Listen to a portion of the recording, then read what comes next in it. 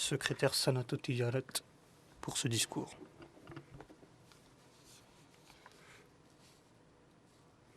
لا وحده لا شريك له وأشهد أن محمدا عبده ورسوله أما بعد فأعوذ بالله من الشيطان الرجيم بسم الله الرحمن الرحيم. Au nom d'Allah, le gracieux, le miséricordieux, que la paix. Chers frères, chères sœurs,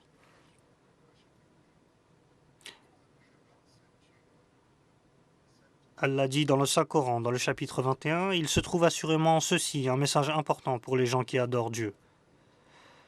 Nous ne t'avons envoyé que comme une miséricorde pour tous les peuples. Et il m'a été demandé de vous présenter quelques réflexions sur le statut du saint prophète, sallallahu alayhi wa sallam, aux yeux des non-musulmans. En tant que musulmans ahmadis, nous sommes parfaitement familiarisés sur le caractère excellent et noble du saint prophète. Et on nous enseigne dès notre plus jeune âge à l'aimer et à l'imiter à travers le Saint-Coran, les hadiths et la sunna. Il n'y a aucun doute dans nos esprits sur le statut de ce serviteur le plus aimé d'Allah, qu'il était le meilleur des hommes. Et les versets que je viens de citer sont sans équivoque. Ils nous disent que le saint prophète, qu'il était une miséricorde non seulement pour les musulmans, mais pour l'humanité tout entière. Durant les recherches que j'ai entreprises pour ce discours, j'ai découvert un assortiment de commentaires de non-musulmans à travers les âges. Il est intéressant de voir comment leurs opinions ont évolué au fil du temps. Au premier examen, il est certain que nombre de commentaires peuvent être perçus comme des critiques hostiles, avec peu de reconnaissance sur le saint prophète. En plus de dire que l'islam était une religion à la base violente et une menace pour le monde non musulman. De plus, la désinformation présentée par les extrémistes au fil des années rend le sujet complexe et ambigu. C'est peut-être en partie la raison pourquoi l'islam et le saint prophète sont encore largement incompris. De nos jours, par exemple, l'opinion des non-musulmans. L'opinion des non-musulmans sur le saint prophète est fortement influencée par le comportement des soi-disant musulmans qui suivent leur propre interprétation. La preuve, les talibans, Boko Haram ou l'État islamique, et nous voyons les dommages physiques et spirituels et politiques qu'ils ont causés à l'image de l'islam et de son prophète, sallallahu alayhi wa sallam. Cependant, au fil du temps, il est clair qu'un certain nombre d'intellectuels non musulmans, au cours des 1300 dernières années, ont affiché une grande admiration pour le saint prophète. Il est intéressant de noter qu'au XVIIe siècle, un historien, John Toland, a soutenu que les perceptions occidentales du saint prophète ont presque certainement été motivées par le fait que le prophète de l'islam apparaît comme un miroir pour les écrivains européens, exprimant leurs peurs, leurs espoirs et leurs ambitions, qui le situaient comme un élément incontournable de la culture occidentale. Et nous verrons que ceci s'est répété tout au long de l'histoire, de la naissance de l'islam jusqu'à nos jours. Ces quelques mots offrent un aperçu concis de mes recherches. Par souci de brièveté, je vais seulement passer en revue et partager différentes périodes d'études et de pensée historique. Et on peut voir que les représentations du saint prophète sont variées et complexes, voire contradictoires, et qu'elles en disent plus sur le contexte dans lequel ces images apparaissent que sur le saint prophète lui-même ou l'islam. En d'autres termes, le discours européen non musulman sur le saint prophète sallallahu alayhi wa sallam peut refléter les préoccupations des écrivains chez eux. Par exemple, pendant les croisades, le saint prophète fut l'objet d'insultes personnelles et il était le principal adversaire des écrivains chrétiens. Pendant la réforme protestante, le saint prophète a reçu des commentaires plus positifs, quoique pas de manière systématique. Je vais également vous présenter Brièvement, quelques commentaires plus récents où le saint prophète est clairement considéré comme l'homme le plus doué, avec de nombreux attributs positifs. Nous verrons comment ce changement a pu se produire, notamment en raison des points de vue plus objectifs et mieux documentés de ces commentateurs plus récents. Quelles que soient les raisons, je tenterai humblement de présenter des écrits des non-musulmans qui explorent autant d'aspects différents que possible de la personnalité sublime du saint prophète sallallahu alayhi wa sallam. Il faut noter que les premiers commentateurs et intellectuels non musulmans ne faisaient pas de distinction entre l'homme et la menace apparente de sa religion. Très peu de textes anciens dans le judaïsme font référence au saint prophète, ceux qui rejettent généralement la proclamation du saint prophète, le qualifient plutôt de faux prophète, voire pire encore. Le philosophe Maïmonide, dans son épître au Yémen, a déclaré que le saint prophète faisait partie du plan de Dieu, afin de préparer le monde à la venue du Messie juif. En disant toutes ces paroles de Jésus de Nazareth et de cet Ismaélite, c'est-à-dire Mohammed, qui s'est levé après lui, ne sont que pour aplanir le chemin du roi messianique. La première connaissance chrétienne documentée du saint prophète sallallahu alayhi wa sallam provient de sources byzantines, écrites peu après la mort du saint prophète en 632. La facilité avec laquelle l'Empire ottoman a remporté des victoires militaires a conduit les Européens occidentaux à craindre que leur succès continue fasse effondrer l'infrastructure politique et sociale, avec elle la chute de la chrétienté. Avec les croisades et les guerres contre l'Empire ottoman et à la fin de l'Empire du Moyen-Âge, la vision chrétienne du saint prophète sallallahu alayhi wa sallam et de l'islam est devenue plus hostile. Passant à une représentation plus insultante du saint prophète, il le considérait comme un hérétique, entre autres insultes qu'on ne peut répéter ici. Such comments are not intended in a vitriolic sense. D'aucuns pourraient dire que de tels commentaires n'étaient pas destinés à avoir le sens d'attaque vitriolique, mais que c'était dans la tradition grecque que de faire une description polémique d'un personnage qui était censé détourner les autres de l'orthodoxie. Il ne fait aucun doute que les non-musulmans de l'époque appréhendaient le message de plus en plus populaire de l'islam. C'est pourquoi ces premiers commentateurs n'ont pas osé donner un aperçu significatif à ce sujet, ou faire l'éloge du saint prophète. Dans un dialogue entre un chrétien récemment converti et plusieurs juifs dans l'enseignement de Jacob, écrit vers 634, il est dit les paroles suivantes. Écrit pour dire qu'un prophète trompeur est apparu au milieu des Sarrasins. Un autre personnage du livre répond au sujet du saint prophète. Il trompe. Vous ne découvrez rien de la part du dit prophète sauf effusion de sang. Sabéos, un évêque et historien arménien du 7e siècle, écrit d'une manière légèrement plus équilibrée et respectueuse en disant que Mohammed leur a appris à reconnaître le Dieu d'Abraham. D'autant plus qu'il était bien informé sur l'histoire de la mosaïque. Parce que l'ordre était venu d'en haut, et il leur ordonna à tous de se rassembler, de s'unir sous une seule foi. Il faut également affirmer que les commentaires les plus positifs sur le saint prophète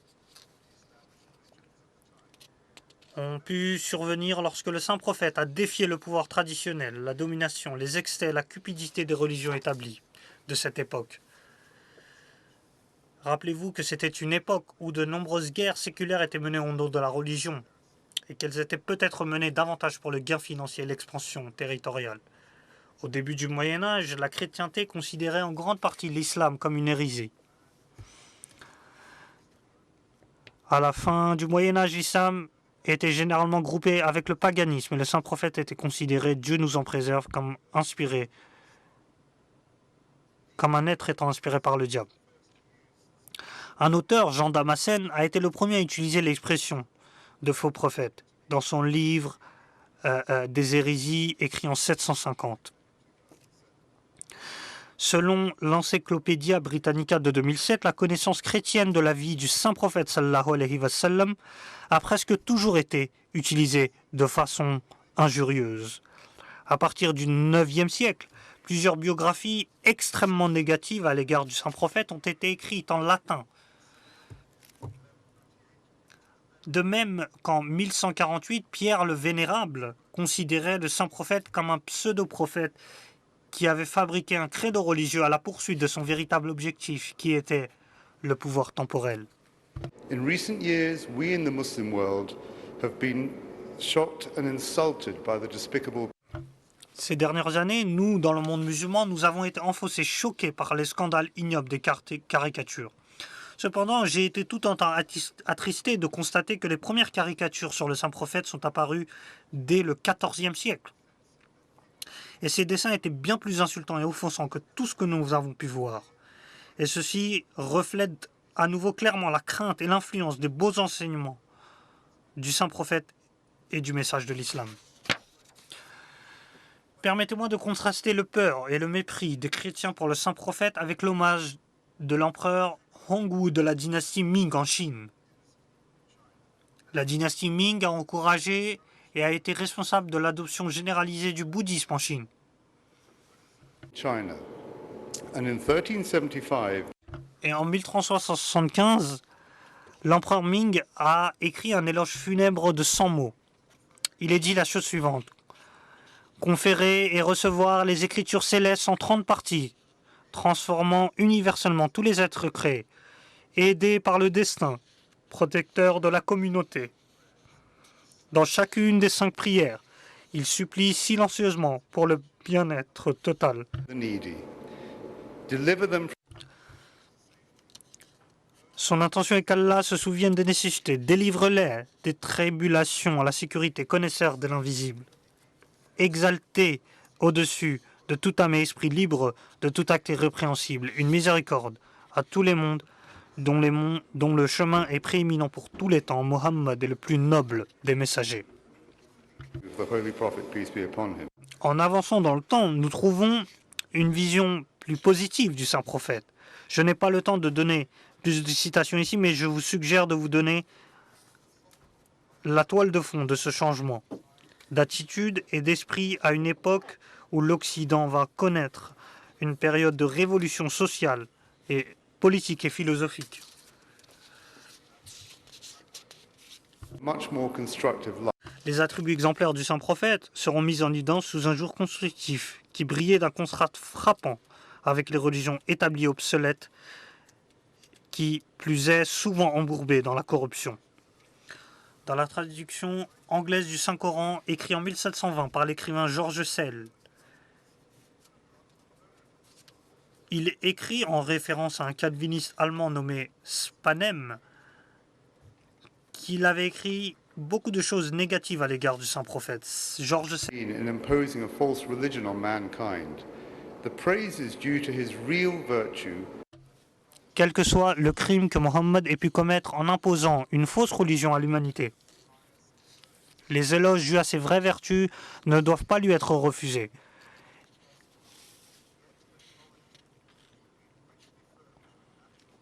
Et bien qu'il le reconnaissât pour avoir été un méchant imposteur, le reconnut pourtant comme étant richement pourvu de dotations naturelles, belle dans sa personne, d'un esprit subtil, d'un comportement agréable, faisant preuve de libéralité envers les pauvres, de courtoisie envers tous, de détermination contre ses ennemis et surtout de grande vénération pour le nom de Dieu. Un grand prédicateur de patience. Les contradictions dans l'analyse de Sell sont frappantes et nul besoin de les commenter davantage. Edward Gibbon, un historien et parlementaire du milieu du XVIIIe siècle, écrit Committed to the menial offices of the family. He kindled the fire, he swept the floor, he milked.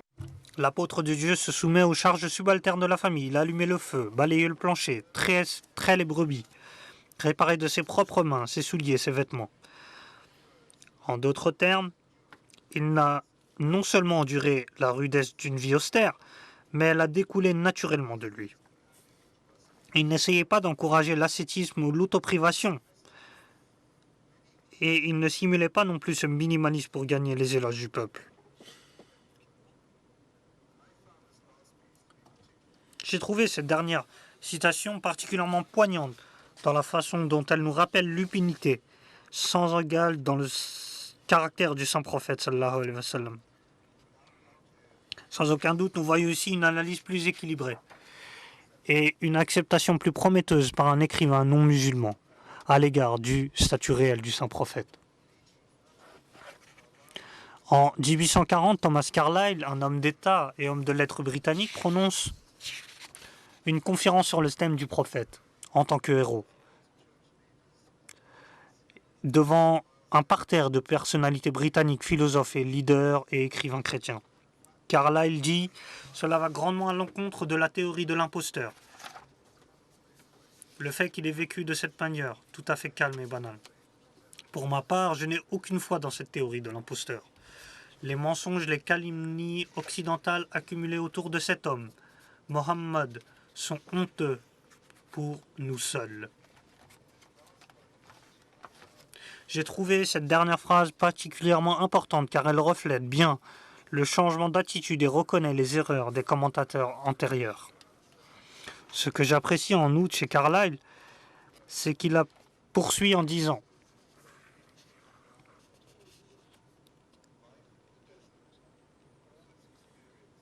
une autre circonstance qu'il ne faut pas oublier, c'est qu'il n'avait pas eu de scolarité. La vie dans le désert et ses expériences étaient la seule somme de toute son éducation. La manière dont il a été placé avec Khadija, une riche veuve, comme son agent et a voyagé dans ses affaires jusqu'aux foires syriennes. La façon dont il gérait avec fidélité et habileté a fait que sa gratitude et son estime pour lui grandissaient. L'histoire de leur mariage est tout à fait gracieuse et intelligible. Il semble avoir vécu d'une manière des plus affectueuses, paisible et saine, l'aimant vraiment et elle seule. Ce sont là des déclarations fortes, perspicaces, faisant l'éloge et dans une certaine mesure prenant la défense du caractère du saint prophète. Mes chers frères et sœurs, rappelez-vous qu'il s'agissait sans doute de l'apogée de l'Empire ottoman, et c'était aussi la période d'ascendance de l'Empire britannique et la montée de la traite négrière. Par conséquent, on peut soutenir que le monde non musulman avait commencé à mieux comprendre et connaître l'islam. Naturellement, la vie et l'œuvre du saint prophète ont été étudiées avec plus de détails et un esprit beaucoup plus impartial. And it may also be reasoned that many of the Africans who were captured as slaves and forcibly taken. On peut également affirmer que de nombreux Africains capturés comme esclaves et emmenés en Amérique ont apporté avec eux l'islam, ce qui a encouragé certains intellectuels à étudier et à essayer de mieux comprendre l'islam et son fondateur. Washington Irving, un biographe et diplomate américain du milieu du XIXe siècle, écrit à propos du saint prophète. Il était sobre dans son alimentation. Et un observateur rigoureux des jeunes, il ne se livrait à aucune magnificence vestimentaire et à l'ostentation d'un esprit mesquin. Sa simplicité vestimentaire n'était pas non plus affectée. Ses triomphes militaires n'éveillaient ni orgueil ni vaingloire. Durant son apogée, il garda la même simplicité de manière et d'apparence qu'au temps de l'adversité. En 1888, le révérend Bosworth Smith, un évêque britannique, a fait une analyse typiquement britannique du saint prophète. Il aura les paroles suivantes. Chef d'État ainsi que de l'Église, il était à la fois César et le pape, mais il était pape sans les prétentions du pape, et César sans les légions de César, sans armée permanente, sans garde du corps, sans police, sans revenu fixe. Si j'amenais un homme à gouverner par un droit divin, c'est Mohammed, car il avait tous les pouvoirs sans leur soutien. Il ne se souciait pas des apparats du pouvoir. La simplicité de sa vie privée était conforme à sa vie publique.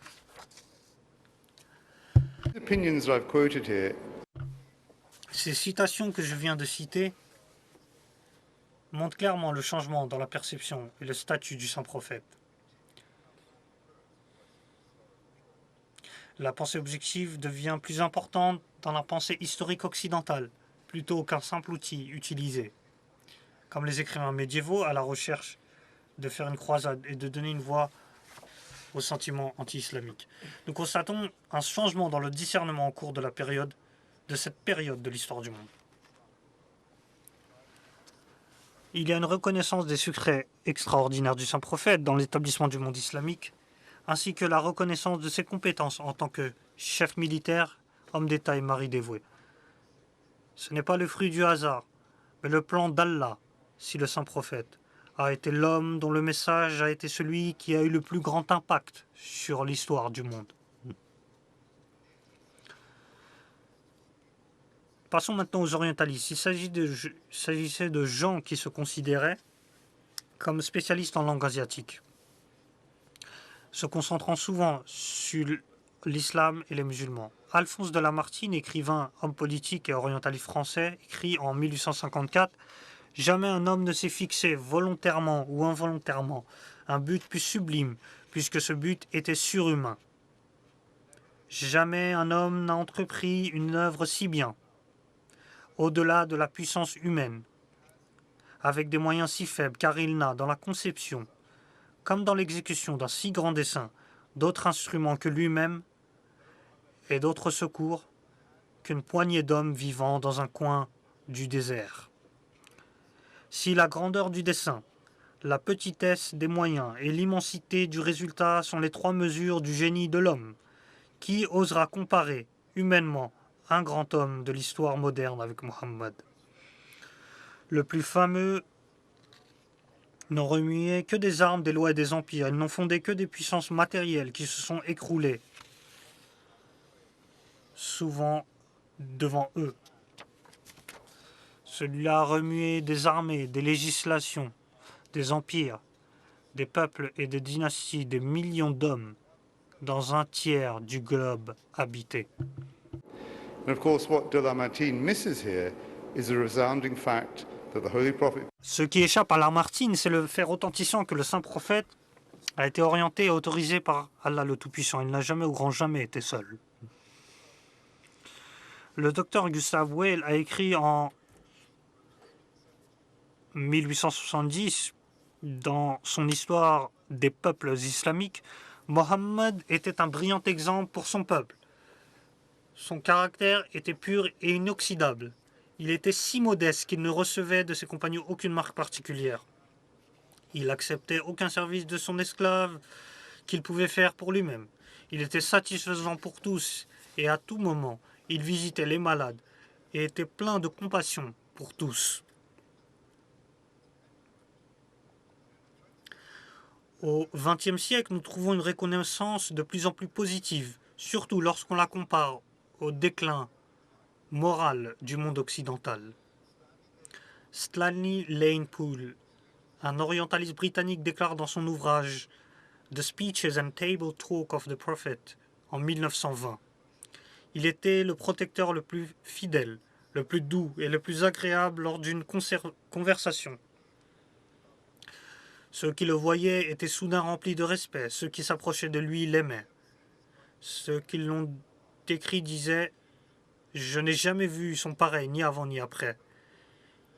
Il était taciturne, mais lorsqu'il parlait, c'était avec emphase et délibération, et personne ne pouvait oublier ce qu'il disait. Ces trois citations que je viens de vous lire provenaient d'hommes qui étaient des orientalistes, mais ils provenaient de milieux variés, du milieu politique, de la diplomatie en passant par la religion. Pourtant, ils avaient en commun une reconnaissance, sans aucune qualification, de l'excellence du saint prophète sallallahu alayhi wa sallam. Plus important encore, ils n'avaient pas peur d'exprimer ouvertement leur forte appréciation et respect pour le statut du saint prophète sallallahu alayhi wa sallam. Passons désormais à Mahatma Gandhi, un hindou convaincu et pourtant un admirateur du saint prophète. Il écrit en 1924 dans son livre Young India « Je voulais connaître ce qu'il y avait de mieux dans la vie de celui qui détient aujourd'hui une emprise incontestée sur le cœur de millions d'humains.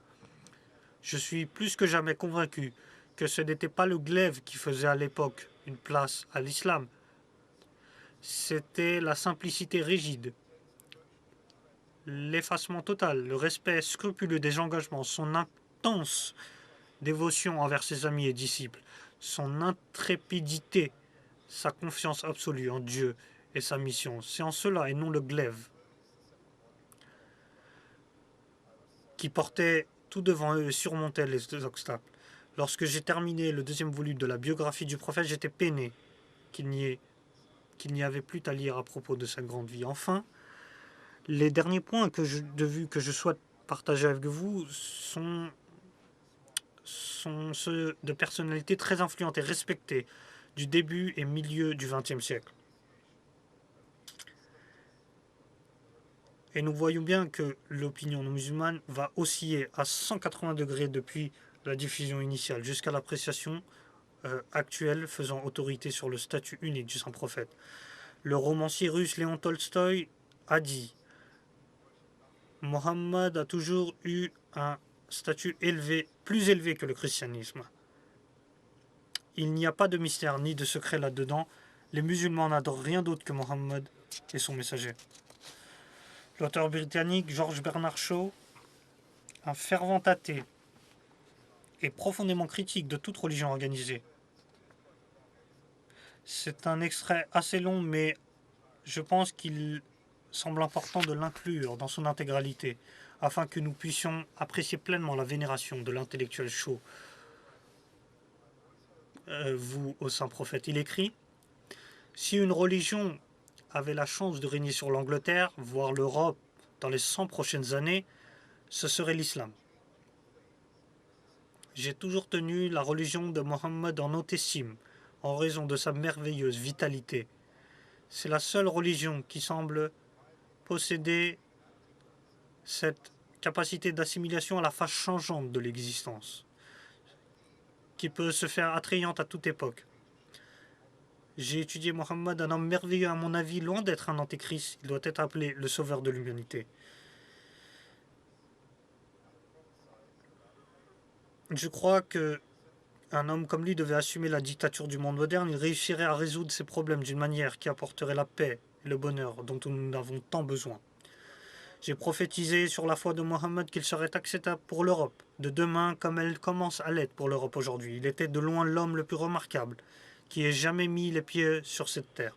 Il a prêché une religion, fondé un État, construit une religion, établi un code moral, initié de nombreuses réformes sociales et politiques, établi une société puissante et dynamique pour pratiquer et représenter ses enseignements, et a complètement révolutionné les mondes de la pensée et du comportement humain pour les temps à venir.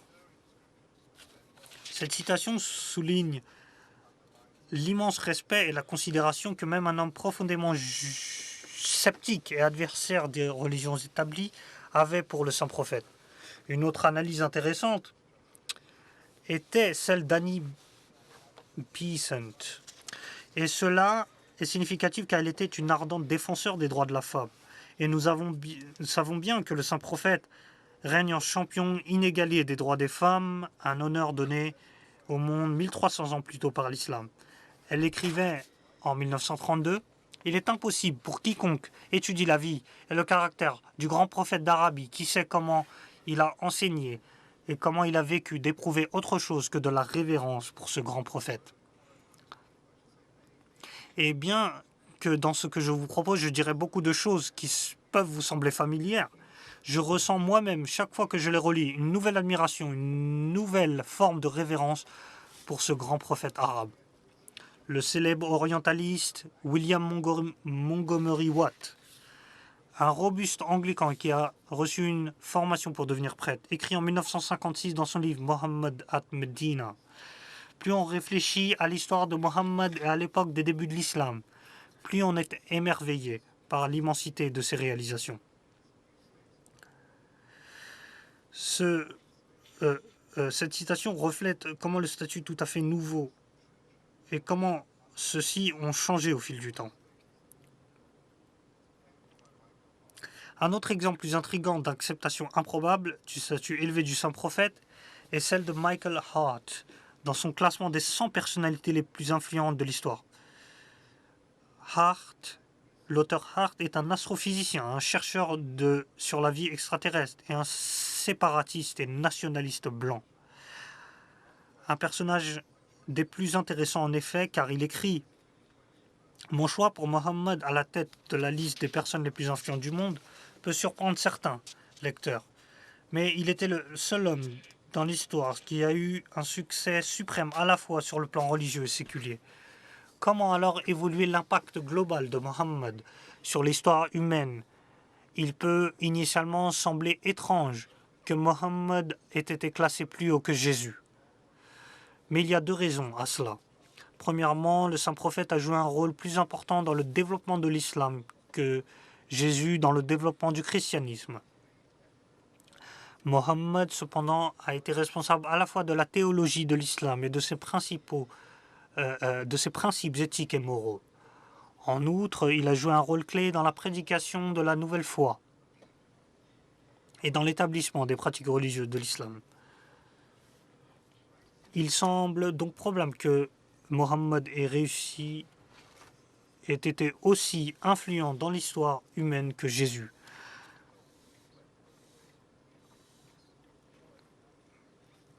Gardant à l'esprit que ce que j'ai fait allusion aux antécédents de Hart, en tant que séparatiste blanc, on peut s'empêcher à la façon dont lui-même a écrit de manière réfléchie afin d'expliquer pourquoi il a élevé le statut du saint prophète au sommet de sa liste des 100 personnes les plus influentes. And to end terrorism and tyranny from the world, the Prophet's message. Citons aussi le Dalai Lama, le moine en chef du bouddhisme tibétain. Il dit « L'avis de Mohammed est le meilleur exemple pour l'ensemble de l'humanité. Nous devons suivre le chemin indiqué par le prophète. » En conclusion, je vous propose de vous laisser sur la pensée suivante. Le philosophe allemand Arthur Schopenhauer dira « Toute vérité franchit 3 étapes. Premièrement, elle est ridiculisée. Ensuite, elle subit une forte opposition. Puis elle est considérée comme ayant été une évidence. » Il est juste de dire que ces déclarations sont applicables à l'affirmation de nombreux non-musulmans à l'égard du statut du saint prophète. Nous avons vu qu'au début du christianisme et du judaïsme, l'islam avait une mauvaise publicité en raison de la menace présumée de la nouvelle religion. Et plus les années ont suivi, plus l'analyse de la vie du saint prophète et du saint prophète lui-même est devenue beaucoup plus objective, réfléchie et mieux documentée, et finalement plus élogieux. Et les intellectuels et les leaders d'opinion actuels du monde entier reconnaissent ces innombrables qualités données par Dieu. Les musulmans ahmadis ont la chance de savoir que le plus grand et noble dévot autoproclamé du saint prophète était le Messie promis, paix soit sur lui. Les sentiments et les émotions que le Messie promet expérimenté à l'égard de son maître sont un infini océan d'amour, de respect et de dévotion totale. On peut affirmer avec pleine conviction que l'amour du Messie promis alayhi salam a exprimé pour son maître bien-aimé et la manière dont il s'est anéanti dans son amour est telle qu'on ne peut en trouver un exemple semblable dans toute l'histoire de l'homme. Je termine désormais avec les paroles stimulantes de notre bien-aimé calife, Hazrat Mirza Masroor Ahmad, qu'Allah soit son aide. Que Dieu le Tout-Puissant permette au monde entier de comprendre le rang du plus grand homme, au lieu de s'opposer et de se moquer de lui, qu'il s'efforce de s'accrocher à son manteau et de venir s'abriter sous son refuge, afin qu'il puisse être sauvé du châtiment divin. Le seul moyen de trouver le salut aujourd'hui est le saint prophète. Tout écrivain juste et non musulman véridique et sincère le reconnaîtra. La véracité des premiers prophètes est attestée par le saint prophète, sallallahu alayhi wa sallam. C'est le statut du sceau de la prophétie que nous, musulmans ahmadis, nous devons promouvoir partout dans le monde et nous devons faire des efforts pour y parvenir. Jazakumullah.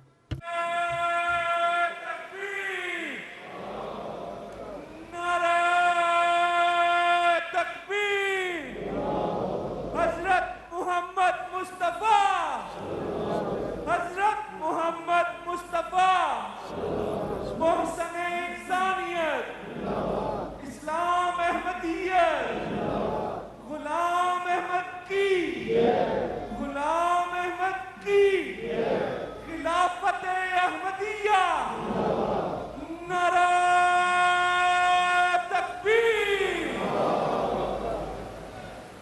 Jazakallah.